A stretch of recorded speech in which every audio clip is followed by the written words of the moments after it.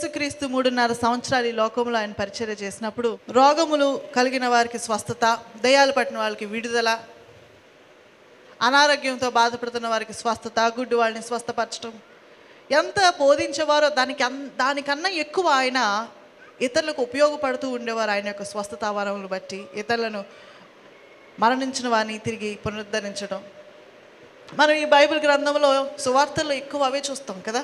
యేసయ్య ఇతరులను స్వస్థపరచడం ఎక్కువ చదువుతూ ఉంటాం. ఇవాళ ఈ మార్కు సువార్త 5వ అధ్యాయంలో కూడా దేవుడు చేసిన అద్భుత కార్యముల గురించి ధ్యానించాలని నేను ఆశపడుతున్నాను. ఈ యొక్క అధ్యాయం మొదటి భాగంలో కనుక మనం చూసినట్లయితే యేసుక్రీస్తు గెరాసేనుల దేశం, కరెక్ట్గా అన్నానా? నాకు ఈ పదాలు ఒక్కొక్కసారి తిరగవు, మీరేమనుకోవద్దు. గెరాసేనుల దేశమునకు ఆయన పడవలో ప్రయాణం చేసి వెళ్తున్నట్లు మార్కు సువార్త 5వ అధ్యాయం మొదటి భాగంలో మనం చూడగలుగుతున్నాం. గెరాసేనుల దేశం ఆయన వెళ్ళడానికి ఎంతో కష్టపడి ఆయన వెళ్ళినట్లు కూడా మనం చూస్తున్నాం. గాలి తుఫాను రావడం, అందరూ భయపడిపోవడం, కానీ ఏదో రీతిగా ఆ యొక్క పట్టణం చేరడం. ఎందుకు ఇంత కష్టపడి ఈయన ఆ పట్టణంలోనికి వెళ్ళాడని చూసినట్లయితే ఒక్క వ్యక్తిని రక్షించట కొరకు ఆ పట్టణంలోకి వెళ్ళినట్లు మనం చూస్తున్నాం. దేవునికి స్తోత్రం, హల్లెలూయా. అక్కడ దెయ్యముల చేత పీడింపబడుతున్న ఒకే ఒక్క వ్యక్తిని రక్షించుట కొరకు, ఒకే ఒక వ్యక్తి, ఎంతమంది అండి? ఒకే ఒక వ్యక్తి రక్షించుట కొరకు ఆయన రాత్రంతా కష్టపడి ఎన్నో మైళ్ళు ప్రయాణము చేసి ఆ యొక్క పట్టణానికి వెళ్ళినట్లు మనం చూస్తున్నాం. దేవునికి స్తోత్రం, హల్లెలూయా. గెరాసేనుల దేశము ఒక్క ఆత్మ కొరకు వెళ్ళిన యేసయ్య ఈ ఉదయకాల సమయంలో మన మధ్యన ఆయన ఉన్నాడు. దేవునికి స్తోత్రం, హల్లెలూయా. నీతో నాతో మాట్లాడడానికి ఒక్క ఆత్మనైనా రక్షించడం కొరకు ఆయన ఉదయకాల సమయంలో మన మధ్యన నిలబడి ఉన్నాడు. ఆ ఊరు వెళ్ళాడు యేసయ్య. ఆ ఊరు వెళ్ళిన తర్వాత అక్కడ పందులు మేపుకున్న వాళ్ళతో కొంచెం ప్రాబ్లం వచ్చింది. ఆ దెయ్యాలన్నీ పందుల్లోకి వెళ్ళడం, ఆ పందులేమో సముద్రంలో పడి చావడం. బాబు, మా పందుల వ్యాపారమే మాకు ముఖ్యం, నీ వద్దు మాకు, దయచేసి వెళ్ళిపో అని వాళ్ళు చెప్పడం. వాళ్ళకి బాధ పెట్టకూడదని యేసయ్య తిరిగి బోటు ఎక్కడం. అయితే గొప్ప సంగతి ఏంటంటే వాళ్ళు ఆపారని సువార్త మాత్రం ఆగలేదు. దేవునికి స్తోత్రం. ఆ ఒక్క వ్యక్తి రక్షింపబడ్డాడు కదా. మనం చూసినట్లయితే ఆ వ్యక్తి అంట దేవుడు చేసిన కార్యములన్నిటినీ వారికి తెలియజేయుచున్నాడంట. దేవునికి స్తోత్రం, హల్లెలూయా. సువార్తను ఆపగలిగిన వాడు ఎవడును లేడు. అది ఏ తరమైనా సరే. ఈ తరంలో చూసినట్లయితే ఈ తరంలో ఎవరు నిలబడతారు బిల్లీ గ్రామ్ గారి లాగా, ఈ తరంలో ఎవరు నిలబడతారు పాల్ దినకరన్ లాగా అని భయపడుతూ ఉంటాం మనం. దేవుడు ఏ సమయానికి తగిన వారిని లేవనెత్తే దేవుడు అయి ఉన్నాడు. దేవునికి స్తోత్రం, హల్లెలూయా. ఆయన అక్కడ సువార్తను వెదజల్లుతున్నాడు ఆ బాగుపడిన ఒకే ఒక్క విశ్వాస గ్రామంలో. దేవునికి స్తోత్రం. నీ యొక్క బలం ఏంటో నీవు పూర్తిగా తెలుసుకోలేకపోతున్నావు ఇంకా. దేవునికి స్తోత్రం. మరి ఆయన అద్దరికి చేరిన తర్వాత అక్కడ ఎంతోమంది ప్రభు కొరకు వేచి ఉన్నట్లు మనం చూస్తున్నాం.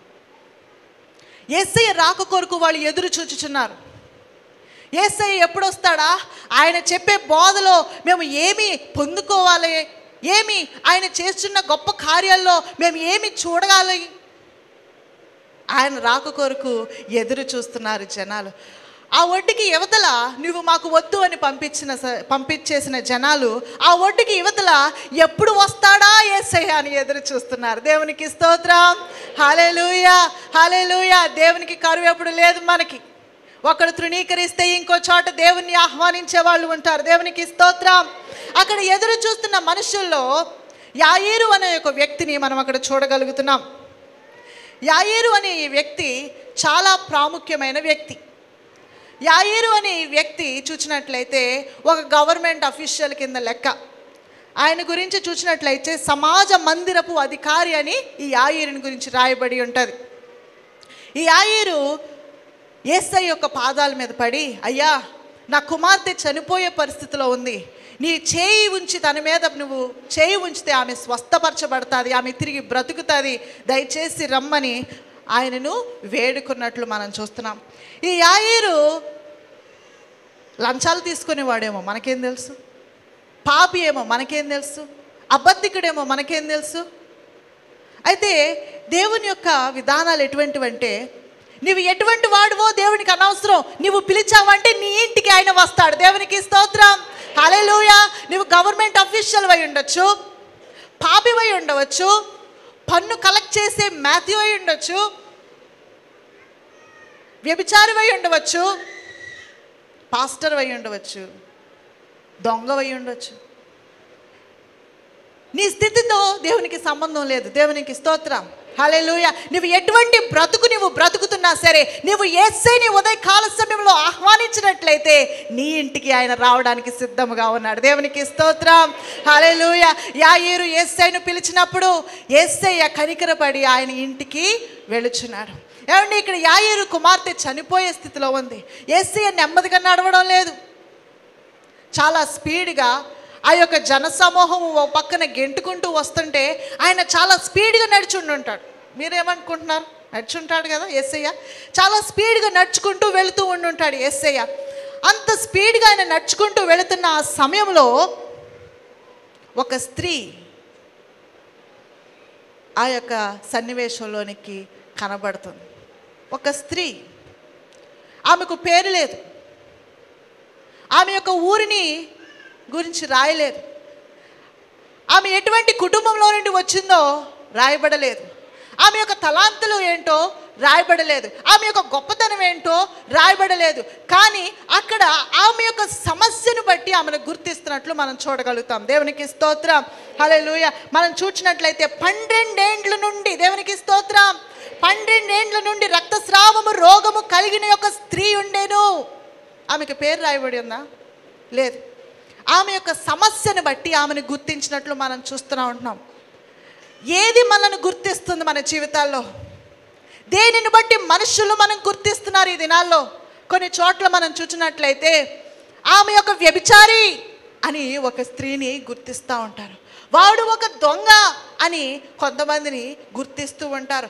దేనిని బట్టి మనకి గుర్తింపు కలుగుతుందో మనకి తెలుసా?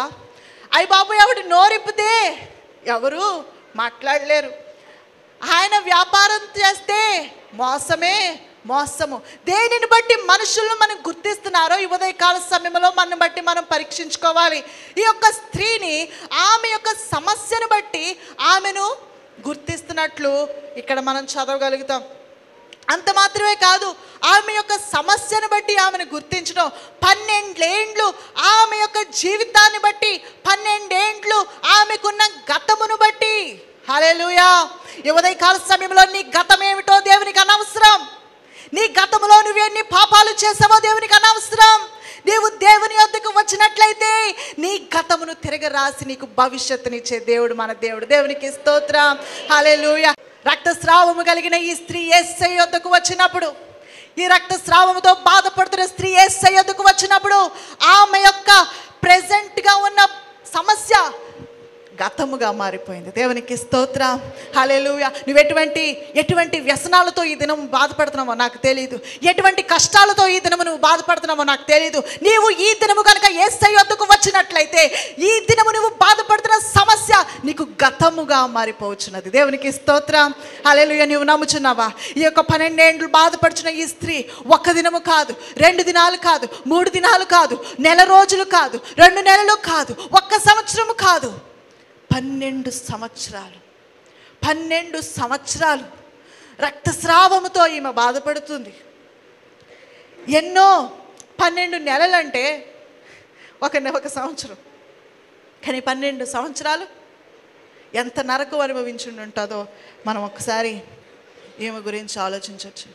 కొన్నిసార్లు మనకి ఆలస్యం అవుతూ ఉంటాయి, మన యొక్క ప్రార్థనకి జవాబులు ఆలస్యంగా వస్తూ ఉంటాయి. ఎందుకు నాకు ఈ సమస్య? ఎందుకు నాకు ఈ పరిష్కారం? ఎందుకు నాకు ఈ ప్రాబ్లం? ఎందుకు నాకు ఇంత బాధ అని అనిపిస్తూ ఉంటుంది. ఆలస్యంలో అమూల్యమైన పాఠాలు దేవుడు దాచి ఉంటాడు. దేవుని స్తోత్రం. హల్లెలూయా. గమ్యము చేరుట కన్నా ప్రయాణము చాలా విలువైనది. దేవునికి స్తోత్రం. హల్లెలూయా. కానీ మనకి గమ్యము చేరేంత వరకు కూడా ప్రయాణం యొక్క విలువ మనకి తెలియదు. ఈ ఉదయకాల సమయంలో చాలా ఏళ్ల నుండి నువ్వు ప్రార్థన చేస్తున్నావేమో ఒక విషయాన్ని గురించి, చాలా కాలం నుండి కనిపెడుతున్నావేమో, అయితే నీవు దేవుని యందు విశ్వాసము నువ్వు కోల్పోయేదానివిగా నీవు ఉండవద్దు. దేవునికి స్తోత్రం. హల్లెలూయా. ఈ 12 సంవత్సరాల ఈమె యొక్క గతములో ఎంతోమంది డాక్టర్లను చూసినట్లు మనం చూడగలుగుతున్నాం బైబిల్ గ్రంథంలో. ఎంతోమంది వద్దకు వెళ్ళింది, తన యొక్క సమస్యను తీరుస్తారేమోనని, తనకి సమస్య నుండి తనని విడిపిస్తారేమోనని ఎంతోమంది దగ్గర ఆమె కనిపెట్టింది. ఈ సమస్య ప్రారంభంలో తనకి ఎంతో డబ్బు ఉండొచ్చు. తన సమస్య పెరిగే కొలది తన డబ్బుని తను కోల్పోయింది. తన సమస్య ముదిరే కొలది తనకున్న స్నేహితులను కూడా కోల్పోయి ఉన్నట్టు. తన సమస్య ముదిరే కొలది తనకున్న కుటుంబాన్ని కూడా తన కోల్పోయి ఉండవచ్చు. బైబిల్ గ్రంథంలో మనం చూసినట్లయితే అక్కడ రాయబడి ఉంటుంది, మరింత సంకటపడెను, మరింత భయంకరంగా తయారైంది తన యొక్క పరిస్థితి. మొదటి కన్నా రోజు రోజుకి తన యొక్క సమస్య పెరిగినట్లు మనం ఈ యొక్క వాక్యములో మనం చూడగలుగుతాం. ఒంటరిదానిగా, ఎవరు తన ఇంట చేర్చుకొని యొక్క ఒంటరితనాన్ని ఈ యొక్క రక్తస్రావము కలిగిన స్త్రీ అనుభవించినట్లు మనం చూస్తున్నాం. నిజానికి ఆ ఒంటరితనములోనే నువ్వు ఒంటరిగా ఉన్నావేమో ఉదయకాల సమయంలో. నా సమస్యలో నాకు ఎవరు సహాయం చేయలేరు, నాకున్న ఈ ఇబ్బందిని ఎవరు తొలగించలేరు, నన్ను పీడిస్తున్న ఈ యొక్క అప్పుల సమస్య నుండి నన్ను ఎవరు విడిపించలేరు, నేను ఒంటరిదానిగా ఉన్నాను, నేను ఒంటరి వాడినై ఉన్నానని నువ్వు అనుకుంటున్నావేమో. నువ్వు ఒంటరివాడుగా గాఢ అంధకారపు లోయలో చీకటిలో నువ్వు ఉన్నట్లయితే యేసయ్యను స్వీకరించడానికి సరైన స్థితిలోనే నీవు ఉన్నావు. దేవునికి స్తోత్రం. హల్లెలూయా. నీవు ఒంటరిగా ఉన్న స్థితిలోనే యేసయ్య నేను ఆదుకోగలగలడు. వేరే వాళ్ళు ఎవరు రాలేరేమో నీవు ఉన్న స్థితిలోనికి, నీవున్న సమస్యలోనికి ఎవరు దిగి రాలేరేమో, కానీ నా యేసయ్య ఉదయకాల సమయంలో నీవున్న స్థితిలోనికి రావడానికి ఆయన సిద్ధముగా ఉన్నాడు. దేవునికి స్తోత్రం. హల్లెలూయా, హల్లెలూయా. ఇంకా మనం చూసినట్లయితే ఆమె అంటారా, ఆమె యేసుని గురించి విన్నాదని రాయబడి ఉంది. దేవునికి స్తోత్రం. హల్లెలూయా. ఈ గుంపులో జనం వెళ్ళిపోతుంటే అందరూ యేసయ్యను వెంబడించి ఆయన చేసే గొప్ప కార్యాలు చూడడానికి వీళ్ళు సిద్ధముగా ఉంటే ఈమె ఎలా వచ్చింది ఈ స్థలానికి? యేసయ్యను ముట్టుకోవాలని ఈమెకి ఎలా అనిపించింది? యేసయ్య గురించి తెలుసుకోవాలని ఈమెకి ఎలా అనిపించిందంటే యేసయ్యను గూర్చి ఆమె విన్నది. దేవునికి స్తోత్రం. హల్లెలూయా. ఆమె విన్నదంటే ఎవరో ఆమెకి ఈమె జీవితంలో ఎంత గొప్ప అద్భుత కార్యము జరిగిందంటే యేసుని గురించి చెప్పే విశ్వాసులు ఉన్నారు కాబట్టి. దేవునికి స్తోత్రం. హల్లెలూయా. నీ పనిలో నువ్వు యేసుని గురించి మాట్లాడేదానివిగా ఉన్నావా? నీ వ్యాపారంలో నువ్వు యేసుని గురించి చెప్పేవాడుగా నీవు ఉన్నావా? నువ్వు ఏ పని చేస్తున్నా సరే, ఎక్కడ ఉన్నా సరే, ఏ పని చేయకుండా లేకపోతే ఇంటిలో హోమ్ మేకర్గా నీవు ఉన్నా సరే, అంటే హోమ్ మేకర్స్కి పని ఉండదని కాదు, చాలా పని ఉంటుంది. దేవునికి స్తోత్రం. హల్లెలూయా. నువ్వు ఇంట్లో హోమ్ మేకర్గా ఉన్నా సరే, నీ పరిస్థితి ఎటువంటి పనిలో ఉన్నా సరే, నువ్వు యేసుని గురించి చెప్పే విశ్వాసిగా ఉన్నావా? యేసుని గురించి నేను మాట్లాడని విశ్వాసిగా నీవు ఉన్నావా? యేసుని గురించి మాట్లాడని విశ్వాసి బలవంతుడైన విశ్వాసి. దేవునికి స్తోత్రం. హల్లెలూయా. ఎందుకంటే ఆ విశ్వాసి ద్వారా అనేకమైన ఆత్మలు రక్షింపబడతాయి కనుక. దేవునికి స్తోత్రం. నేను చెప్పే ఈ కొద్ది మాటలు వారి జీవితంలో ఎప్పుడూ ఉపయోగపడతాయండి. నేను యేసయ్య చేసిన గొప్ప కార్యాల గురించి మాట్లాడితే ఎప్పుడు వాళ్ళకి ఉపయోగపడుతుందని నీవు అనుకుంటున్నావేమో. మనం యేసుని గురించి మాట్లాడిన ప్రతిసారి కూడా వాళ్ళ డిబ్బీలో వాక్యమును మనము వేస్తున్నాం. దేవునికి స్తోత్రం. హల్లెలూయా. ఈమె యేసుని గురించి విన్నది, వినుట వలన విశ్వాసము కలుగుతుందని చెప్తున్నది వాక్యం. దేవునికి స్తోత్రం. ఈమె మనసులో విశ్వసించింది. అనేక మంది యేసుని గురించి చెప్తున్న అద్భుత కార్యముల గురించి విన్నది. యేసయ్య గుడ్డి వారిని ఏ విధంగా స్వస్థపరుస్తారో విన్నది. దయ్యాలు పట్టిన వారిని ఏ విధంగా విడిపిస్తాడో దేవుడు విన్నది. కుంటి వారిని ఏ విధంగా యేసయ్య లేపుతాడో విన్నది. నా సమస్య ఆయనకి పెద్దది కాకపోవచ్చు కదా, నా సమస్య పెద్ద సమస్య ఆయనకి. వాళ్ళందరినీ అరే మృతులలో నుండి లేపాడు కదా, నాకు విడుదలని ఇవ్వలేడా నా యేసయ్య అనుకుంటుందేమో ఏమో.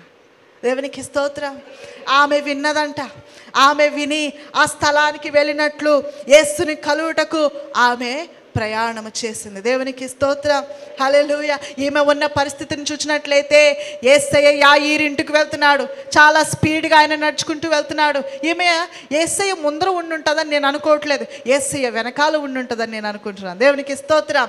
హల్లెలూయా. ఆయన ముఖము కూడా ఆమెకు చాటు వేశాడు. మన సమస్యలో ఉన్నప్పుడు మనకు చాలాసార్లు అనిపిస్తుంది, దేవుడు నన్ను మర్చిపోయాడేమో, ఆయన ముఖమునకు చాటేశాడేమో, నన్ను ఎందుకు విడిపించట్లేదు, 12 సంవత్సరాల నుండి నేను ఇటువంటి భయంకరమైన సమస్యలను ఉన్నానే, ఆయనకి నా వేదన తెలియడం లేదా, ఆయనకి నా సమస్య అర్థం అవ్వడం లేదా, ఆయన ముఖము చాటేశాడు నాకు. నిజానికి చూడండి, దెయ్యం పట్టిన వాడి కోసం రాత్రంతా ప్రయాణం చేసి వెళ్ళాడు యేసయ్య. యాయీరు కుమార్తె అనారోగ్యముతో ఉందంటే పరుగు పరుగున వెళ్తున్నాడు యేసయ్య. ఈ రక్తస్రావం కలిగిన స్త్రీ కోసం ఆయన వెళ్ళడం లేదే, రక్తస్రావం కలిగిన స్త్రీని ఆయన పట్టించుకున్నట్లు మనం చూడటం లేదే. ఆమె అనుకుంటుందేమో, నన్ను మర్చిపోయాడు దేవుడు, ఆయన ముఖము చాటు వేశాడు నాకు. కానీ ఈమెను చూసినట్లయితే తన నిరీక్షణను కోల్పోలేదు. యేసయ్య ఆయన ముఖము చాటేసినా పర్వాలేదు, నాకు నేను ఆయనను వెంబడించి ఆయనను నేను తాకుతాను. దేవునికి స్తోత్రం. హల్లెలూయా. ఈ ఉదయకాల సమయంలో యేసయ్య ముఖము నీకు చాటేశాడని నీవు అనుకుంటున్నావేమో, ఆయన ముఖము నీ వైపు నుండి తిప్పుకున్నాడని నీవు అనుకుంటున్నావేమో, ఆయన వెనకాల నువ్వు పరిగెట్టు. దేవునికి స్తోత్రం. హల్లెలూయా. ఈమెను ఏది ఆపడం లేదు. తన రక్షణ, తనకి స్వస్థత కలిగేంత వరకు కూడా సమాజము తనను ఆపలేదు. నిజానికి చూసినట్లయితే అది పురుషుల లోకము. యేసుక్రీస్తు చుట్టూ అనేక మంది పురుషులు ఉండవచ్చు. ఆ పురుషులందరూ ఏమనుకున్నా పర్వాలేదు, నా నుండి దుర్వాసన వెళ్ళినా పర్వాలేదు, నాకు అవమానం కలిగినా పర్వాలేదు, నేను ఆయనను ముట్టుకోవడం నేను ఆపుకోను, నేను మానను. నేను అనుకున్నది, ఆమె ఏమనుకుంది, ఆయన వస్త్రం ముట్టుకుంటే చాలు అనుకుంది. ఆయన వస్త్రము ముట్టుకునేంతవరకు కూడా ఆమె ఆగడానికి సిద్ధపడలేదు. దేవునికి స్తోత్రం. సమాజము తనను ఆపలేదు, మోషే ధర్మశాస్త్రము తనను ఆపలేదు. దేవునికి స్తోత్రం. హల్లెలూయా. మోషే ధర్మశాస్త్రము ప్రకారము లేవికాండం 15వ అధ్యాయము 25వ వచనంలో చూసినట్లయితే రక్తస్రావం కలిగిన స్త్రీ ఎవరిని ముట్టుకోకూడదు. ధర్మశాస్త్రము ప్రకారము రక్తస్రావం కలిగిన స్త్రీ ఎవరిని కూడా ముట్టుకుంటే అపవిత్రులుగా దాన్ని ఎంచేవారు. తను కూర్చున్న స్థలము అపవిత్రంగా ఎంచబడేది, తను ముట్టుకున్న వస్తువు అపవిత్రంగా ఎంచబడేది, తను పడుకున్న మంచము అపవిత్రంగా ఎంచబడేది, తను ముట్టుకున్న వ్యక్తి అపవిత్రంగా ఎంచబడతాడు. స్నానం చేసినా సరే సాయంత్రం వరకు ఆ వ్యక్తి అపవిత్రంగా ఎంచబడుతున్నట్లు మన లేవికాండంలో మనం చదవగలగవచ్చు. ఈమె ఇంచి జనసమూహంలో ఈమె నడుచుకుంటూ వెళ్ళిపోతుందంటే అనేక మందిని తాకుతూ ఉంటుంది, ఈమె అనేక మందిని ముట్టుకుంటూ ఉంటుంది, అనేక మందిలో నుండి దూసుకుంటూ వెళ్ళాలి. నేను ఎవరిని అపవిత్రపరిచినా పర్వాలేదు, నేను తాకడం వల్ల యేసయ్య అపవిత్రపరచబడినా పర్వాలేదు. నిజానికి యవనస్తుడైన ఆ యేసయ్యను ముట్టుకుంటే ఆయన కూడా అపవిత్రపరచబడతాడేమో అని తెలుసు. అందుకేనేమో ఆ అంగి అంచును మాత్రమే నేను ముట్టుకుంటాను, ఆయనను ముట్టుకోను. ఆయన వేసుకున్న ఆ అంగి, ఆ మురికైపోతున్న, ఆ వీధుల్లో నడుస్తుంటే మురికైపోతున్న ఆ అంగి అంచును మాత్రమే నేను ముట్టుకుంటాను, నా స్వస్థత నాకు వస్తుంది అనుకుంటుంది. ఎంత విశ్వాసం! దేవునికి స్తోత్రం. హల్లెలూయా. సమాజ ప్రకారం, మోషే ధర్మశాస్త్రము ప్రకారము ఉండవలసిన స్థలంలో ఆమె లేదు. ఈ ఉదయకాల సమయంలో నీవు అనుకుంటున్నావేమో, నా సమస్యను బట్టి నాకు పరిష్కరించేవారు ఎవరూ లేరు, నా సమస్యను నిజంగా మన విశ్వాసంలో ముందరికి వెళ్ళినప్పుడు చాలా అయోమయంగా అనిపిస్తుంది, ఇది నిజమా కాదా, జరుగుతుందా జరగదా అని. ఆమె ప్రతి ఒక్క ఆటంకమును, ప్రతి ఒక్క అడ్డును తొలగించుకొని యేసయ్య వైపు నడుచుకుంటూ వెళ్ళింది. దేవునికి స్తోత్రం. ధర్మశాస్త్రము తనను ఆపలేదు, సమాజము తనని కట్టివేయలేకపోయింది. అంత దృఢమైన ఆకాంక్షతో ఆమె యేసయ్య వైపు పరుగులెత్తుచున్నట్లు మనం చూస్తున్నాం. దేవునికి స్తోత్రం. హల్లెలూయా, హల్లెలూయా. యేసయ్య వద్దకు వెళ్ళి మాట్లాడొచ్చు కదా అనుకుంటాం, యేసయ్యతో వెళ్ళి తన సమస్యను చెప్పుకోవచ్చు కదా. తన సమస్య చెప్పుకోవడానికి అందరితో మాట్లాడే సమస్య కాదు, తన సమస్య చెప్పుకోవడానికి బయటిగా అందరూ ఎదురుగుండా చెప్పుకునే సమస్య కాదు తనది. అందుకే అనుకుంటుందేమో, ఆ వెనకాల నుండి ఆయన అంగి అంచును ముట్టుకుంటే నాకు చాలు. ఈ ఉదయకాల సమయంలో నీ సమస్య ఎవరితో చెప్పుకోలేని సమస్యతో నీవు ఉన్నావేమో, ఎవరితో మాట్లాడలేని భయంకరమైన సమస్యతో నువ్వు వేదన పొందుతున్నావేమో. నువ్వెవరితో చెప్పుకున్న అవసరం లేదు. ఆ యేసయ్య 2000 సంవత్సరాల క్రితం నీ కొరకు నా కొరకు సిలువలో మరణించింది మన సమస్యలను తొలగించడానికి. దేవునికి స్తోత్రం. హల్లెలూయా, హల్లెలూయా. ఈమె యేసుతో మాట్లాడలేకపోయింది. నా సమస్యను చెప్పుకుంటే అందరూ హేళన చేస్తారు, నా సమస్యను చెప్పుకుంటే యేసయ్య దగ్గరికి కూడా నన్ను రానివ్వడేమో, నా సమస్యను నేను ఎలా చెప్పుకోగలను అని ఆమె అనుకుంటూ ఉంది. ఆమె విన్న మాట ఏంటో చెప్పన, లోకాసువార్త 6:19 చూసినట్లయితే అక్కడ రాయబడి ఉంటుంది, ప్రభావము ఆయనలో నుండి బయలుదేరి అందరినీ స్వస్థపరచుచుండెను గనుక జనసమూహం అంతయు ఆయనను ముట్టవలెనని యత్నము చేసెను. దేవునికి స్తోత్రం. హల్లెలూయా. ఆమె ఆ మాట విన్నది. వీళ్ళందరూ కూడా ఆయన యొక్క వస్త్రాలు ముట్టుకొని స్వస్థత పొందుకుంటున్నారే, నేను కూడా వెళ్ళి అదే స్వస్థత నేను పొందుకోవాలి. ఏ ఆటంకం వచ్చినా సరే నేను ఆ ఛాన్స్ తీసుకోవాల్సిందే, ఆ అవకాశాన్ని నేను పొందుకోను. నేను అనుకుంటున్నాను ఆమె ఆ గ్రామస్తురాలు అని నేను అనుకోవడం లేదు, వేరే గ్రామం నుండి ఆ గ్రామానికి వచ్చి ఉంటుందని నేను అనుకుంటున్నాను. ఎందుకంటే ఆ గ్రామస్తురాలు అయ్యిండుంటే అక్కడ ఉన్న పెద్దలందరూ కూడా ఆమెను తరిమి వేసేవారు. ఎందుకంటే ఆమె అక్కడ ఉండడం వల్ల వాళ్ళు అపవిత్రపరచబడుచున్నారు కనుక. దేవునికి స్తోత్రం. హల్లెలూయా. యేసయ్య కొరకు ఎంతో గొప్ప ప్రయాణము చేసి ఆ స్థలానికి వచ్చినట్లు కూడా మనం ఆలోచించవచ్చు. చదువుకుందాం. అక్కడ చూసినట్లయితే జనసమూహంలో ఆయన వెనక వచ్చి ఆయన వస్త్రమును ముట్టెను. దేవునికి స్తోత్రం. హల్లెలూయా. ఆయన వస్త్రము ముట్టిన వెంటనే ఆమె రక్తధార కట్టెను గనుక. దేవునికి స్తోత్రం. చప్పట్లు కొట్టి ప్రభుని మహిమపరచుదామా. వెంటనే ఆమె రక్తధార కట్టెను గనుక శరీరములో ఆ బాధ నివారణ అయినదని గ్రహించెను. దేవునికి స్తోత్రం. హల్లెలూయా. ఆమె కనిపించింది. ఆ వస్త్రము, ఆ మురికిగా ఉన్న ఆ అంగి అంచును ఆమె ముట్టుకున్న వెంటనే ఆమె స్వస్థత పడిచింది. 12 సంవత్సరాలు ఆ యొక్క క్షణము కొరకు వేచి చూసింది. దేవునికి స్తోత్రం. 12 సంవత్సరాల వరకు ఆ యొక్క గొప్ప క్షణము కొరకు ఎన్నోసార్లు అనుకుని ఉండొచ్చు. ఆ 12 సంవత్సరాల్లో నేను ఈ బాధ నుండి విడుదల పొందుకునే క్షణము ఎప్పుడు వస్తుందా అని అనుకుని ఉండవచ్చు. ఆ యొక్క క్షణము రానే వచ్చింది యేసయ్య వలన. దేవునికి స్తోత్రం. హల్లెలూయా, హల్లెలూయా. అయితే ఇక్కడ చూడండి ఏం జరిగింది. యేసు తనలో నుండి ప్రభావము బయలు వెళ్ళనని, మట్టినైనా నన్ను నీవు పాత్రను చేసితివి, ఎన్నికలేని నాకు నీవు విలువను ఇచ్చితివి, మట్టినైనా నన్ను నీవు పాత్రను చేసితివి, ఎన్నికలేని నాకు నీవు విలువను ఇచ్చితివి. నన్ను పిలచినవాడా, రూపించినవాడా, నా కుమ్మరి నీవే ప్రభువా,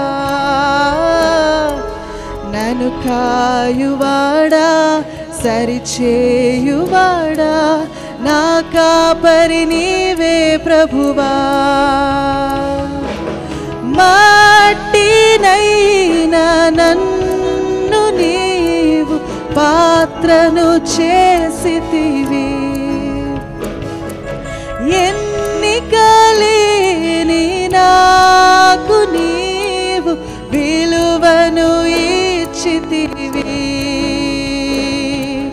ఆరాధన ఆరాధన నీకేన యేసయ్య, ఆరాధన ఆరాధన నీకే ప్రభువా, ఆరాధన ఆరాధన నీకేన యేసయ్య ఆరాధన ఆరాధన నీకే ప్రభువా నీవే నా దేవుడవు నీవే నా ప్రభుడవు నీవే నా రాజువు నీవే నా కాపరి ఆరాధన ఆరాధన నీకేన యేసయ్య ఆరాధన ఆరాధన నీకే ప్రభువా ఆరాధన ఆరాధన నీకేన యేసయ్య ఆరాధన ఆరాధన నీకే ప్రభువా నన్ను సృజించిన వాడా నిర్మించిన దేవా నన్ను నీవు విమోచించావు పేరు పెట్టి నన్ను పిలిచావు నీ సొత్తుగా చేశావు నా ప్రాణముకై వెల చెల్లించిన నా తండ్రి నీకే స్తోత్రం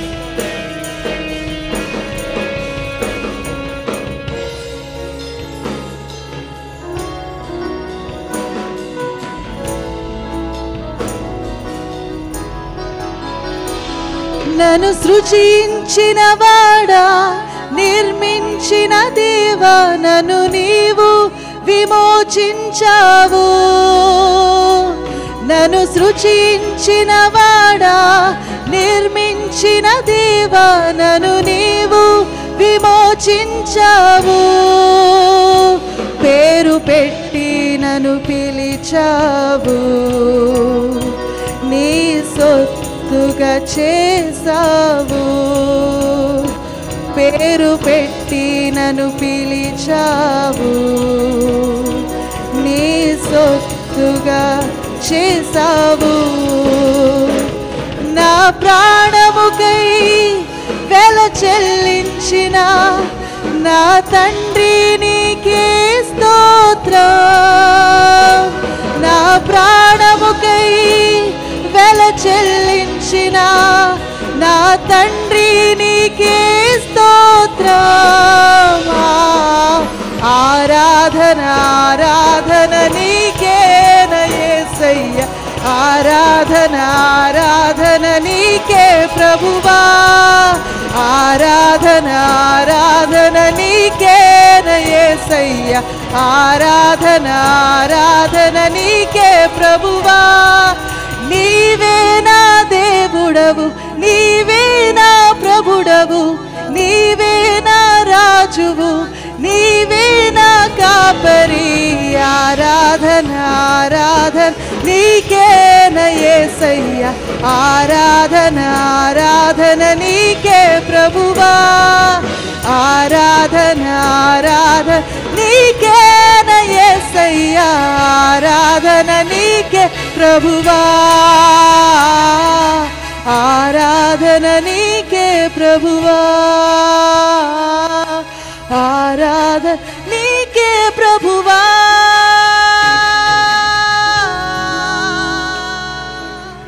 మమ్మల్ని మిక్కిలిగా ప్రేమించిన మా ప్రియ పరలోకపు తండ్రి చేతులెత్తిన ప్రతి వారిని గురించి ప్రార్థన చేయుచున్నాం నీతో సమయం గడపలేక ప్రభువా నాయన వారి పని పాటల్లోనే నాయన ఎంతో నాయన కష్టపడి పని చేయుచున్నారు కానీ నీతో సమయం గడపడానికి సమయాన్ని తీసుకురలేకపోవచ్చున్నాము ప్రభు మమ్మల్ని క్షమించండి మరి ఒకసారి నాయన మీ వద్ద నాయన మేము కమిట్ అయిచున్నాము ప్రభు నీతో సమయాన్ని గడపడానికి నీతో సహవాసము చేయడానికి మాకు కృప చూపించి అది మేము ప్రతి దినము చేయడానికి నాయన నీతో మాట్లాడడానికి ప్రభు మాకు సహాయం చేయమని నాయన ఎవరైతే నాయన మరలా వారి జీవితాన్ని నీకు సమర్పించుకున్నారో నాయన వారిని దీవించి ఆశీర్వదించి నాయన వారు చేసిన వాగ్దానంలో నిలబడటానికి నీ కృప చూపించమని యేసునామమున అడుగుచున్నాము తండ్రి ఆమేన్. మా ఆరాధన సమయంలో ప్రతి ఆదివారం మొదటి ఆరాధన ఉదయం 6 గంటలకు, రెండవ ఆరాధన 8:30 గంటలకు.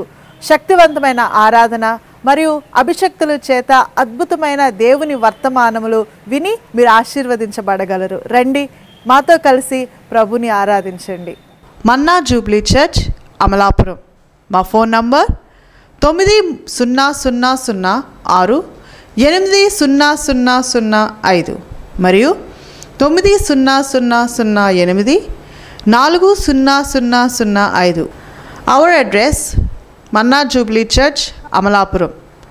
Our phone numbers 90006 80005. Also 90008 40005.